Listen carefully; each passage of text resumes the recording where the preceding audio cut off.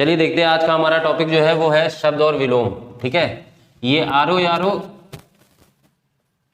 PCS, UP PCS, लेखपाल, UP triple SC के जितने एग्जाम होते हैं वो इन सारे जितने पूछे गए हैं अभी तक इन अलग अलग एग्जामों में, ये सारे मैं यहाँ आज आपको करवाऊंगा। बात समझे? घुमा फिरा के इसी में से सवाल आपको मिलना होगा तो मिल जाएगा। उसके बाद थोड़ा बहुत प्रैक्टिस और आप कर लीजिएगा, जिससे क्या होगा कि सब एकदम कंफर्म हो जाएगा। तो अगर शब्द विलोम से कुछ आता है तो आपका मोस्ट प्रोबेबली नहीं छूटना चाहिए। चलिए, पहला शब्द है निरपेक्ष। निरपेक्ष का क्या होता है? सापेक्ष, आप लोगों ने पढ़ा होगा। मौलिक, मौलिक का मतलब क्या होता है? मौलिक वो जो वास्तविक रूप से होता है। बात समझ में आया कि नहीं आया? जो आपके पास है, ठीक है, मतलब कोई भी चीज हमने बोली और वो वास्तविक रूप से वैसी है जैसी बोलनी है, तो इसका जो होता है वो होता है अनूदित। क्या होता है? अनूदित। अनूदित का मतलब होता है किसी भी सत्य का अनुवाद किया हुआ। बात समझे? मतलब मौलिक का मतलब हो गया वास्तविक रूप से जो था, और अनुदित का मतलब होता है उसका अनुवाद किया गया है। बात समझ में आ गया नहीं आ गया? अगला देखते हैं, उपयोग। उपयोग का क्या होता है? अनुपयोग। वेरी गुड, उपयोग का अनुपयोग। ठीक है। दक्षिण का क्या होता है? उत्तर नहीं होता, वाम होता है ना? ठीक है, दक्षिण प्रति वामपंथी होता है, उसी से रिलेटेड है ये। ठीक है। विधि, विधि का मतलब क्या होता है? विधि का मतलब क्या होता है? एक जो है वे में, एक पर्टिकुलर वे में काम करना ना, एक पर्टिकुलर वे में चलना, एक सिस्टम में चलना। और निषेध, विधि का क्या हो जाएगा बताइए? निषेध मतलब उसका कोई सिस्टम नहीं है, उसको मना कर देना, जो चल रहा था प्रॉपरली उस पर रोक लगाना, रोकना। ठीक है। अगला देखिए, बंधन। बंधन आप सभी को पता है, किसी बंधन में बंधे रहना, है ना? और जब किसी बंधन में बंधे रहना, और जब बंधन में होता है तो बंधन के बाद आदमी निकलता है तो कहाँ जाता है बताइए? मोक्ष में चला जाता है, जिसकी प्राप्ति रोज बाबा लोग कराते रहते हैं। वो अलग बात है, वो अपना पैसा लेते हैं 10-10 लाख, लेकिन आपको मोक्ष दिलाते रहते हैं। आगे देखते हैं, निषिद्ध। ठीक है, निषिद्ध का जो होता है वो होता है विहित। ये बहुत इंपॉर्टेंट है, कई बार पूछा गया ये, स्पेशली यूपी पीसीएस और आरओ में बहुत पूछा गया ये। उसके बाद शुष्क, कोई भी चीज शुष्क है तो वो कैसी हो सकती है? शुष्क का तो आपको पता ही होगा, आर्द्र हो जाता है। क्या होता है? आर्द्र। ठीक। उसके बाद स्थूल। स्थूल का क्या आएगा? सूक्ष्म। सूक्ष्म के साथ साथ एक और होता है इसका, मतलब स्थूल मतलब क्या होता है? जिसकी शरीर एकदम दुर्बल, सॉरी, सूक्ष्म या इसको दुर्बल भी कहते हैं। ठीक है। हाँ, स्थूल का मतलब होता है एक मोटी शरीर, हैवी शरीर मतलब, है ना? और स्थूल और सूक्ष्म क्या हो गया? छोटा सा या विशाल शरीर। और दुर्बल मतलब कौन हो गया? पतला दुबला, है ना? तो वही होता है स्थूल। पृथक, पृथक मतलब अलग अलग। अब अलग अलग को अगर आप जोड़ेंगे तो क्या आएगा? इकट्ठा। हाँ, पृथक का मतलब होता है अलग अलग, तो अलग अलग को अगर आपको जोड़ना है तो आप क्या करेंगे? इकट्ठा करेंगे। हाँ, तो इकट्ठा करेंगे तो उसी को कहेंगे क्या? एकत्र, है ना? बर्बल का मतलब एक तरीके से बदतमीज आदमी, तो इसका क्या हो सकता है? सब। अब आगे देखते हैं क्या है? जारज, है ना? जारज उसको कहते हैं जो मतलब वह पुत्र जो अपने, जिसको स्त्री ने अपने प्रेमी से पैदा किया हो, मतलब जिसको नाजायज आप कहते हैं ना, नाजायज होता है, नाजायज संतान, है ना?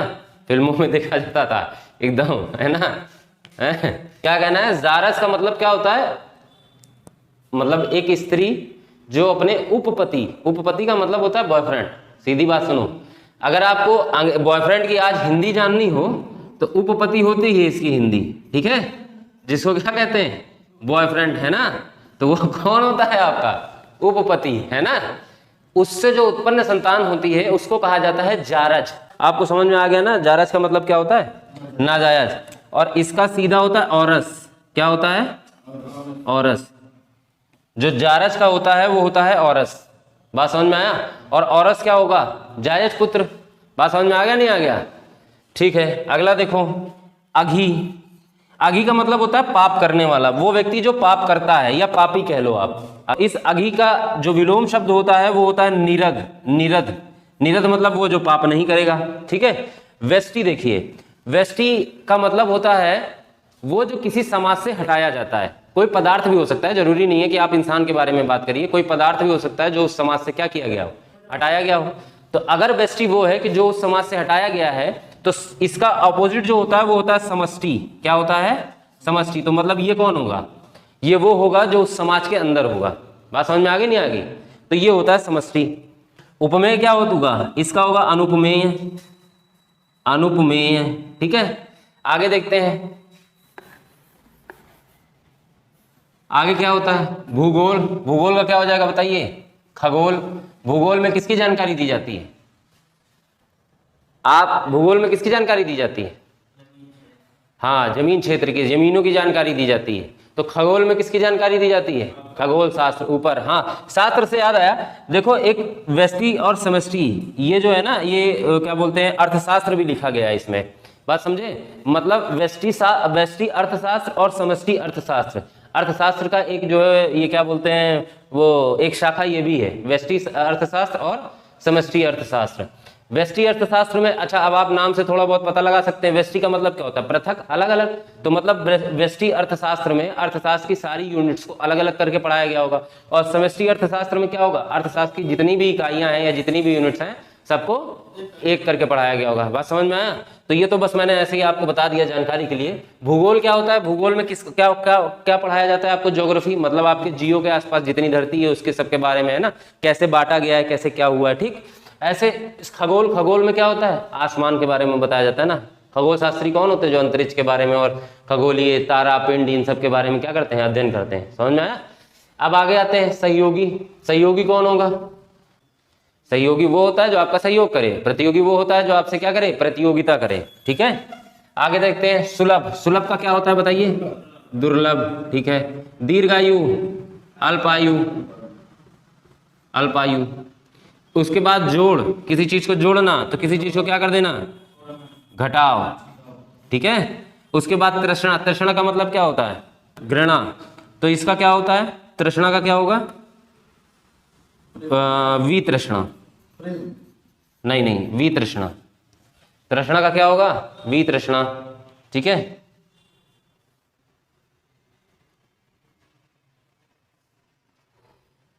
उसके बाद निषिद्ध।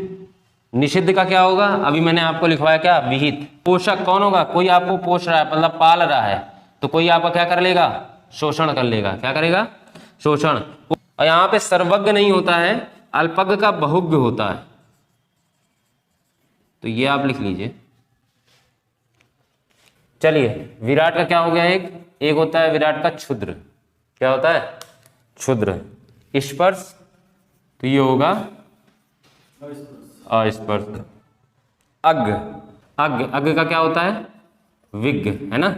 अज्ञ कौन होता है? अज्ञ वो होता है जो कुछ जानता नहीं है, मतलब विचारहीन जो होता है, ठीक है। और विज्ञ कौन? जिसको जानकारी होगी, जिसके पास अपना विचार होगा। जंगम। जंगम वो होता है जो एक स्थान से दूसरे स्थान तक आसानी से लाया जा सकता है, कोई पदार्थ हो सकता है। तो जंगम का क्या हो जाएगा? जो स्थावर, स्थायी है, जो कि एक स्थान से दूसरे स्थान तक नहीं जा सकता, ठीक है। आगे देखिए सृष्टि। तो सृष्टि का क्या हो जाएगा?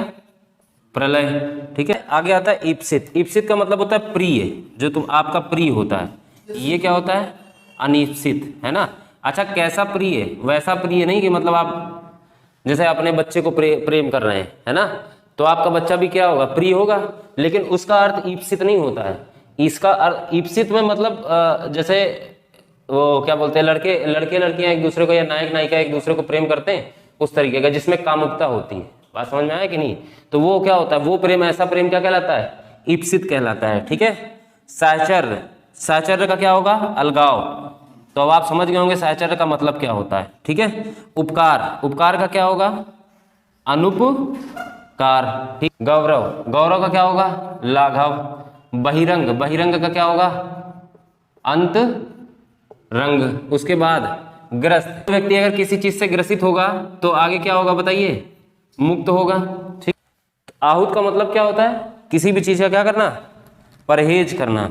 मतलब आप ये कह सकते हैं ना, मैंने इस चीज की आहुति दे दी, तो मतलब वो शब्द नहीं। मान लो आपको कोई चीज है, तो किसी चीज का आप परहेज कर रहे हैं, तो वो क्या हो गया? आहूत। और इसका क्या होता है बताइए? अनाहुत। क्या होता है? अनाहुत। जटिल। जटिल का क्या होगा बताइए?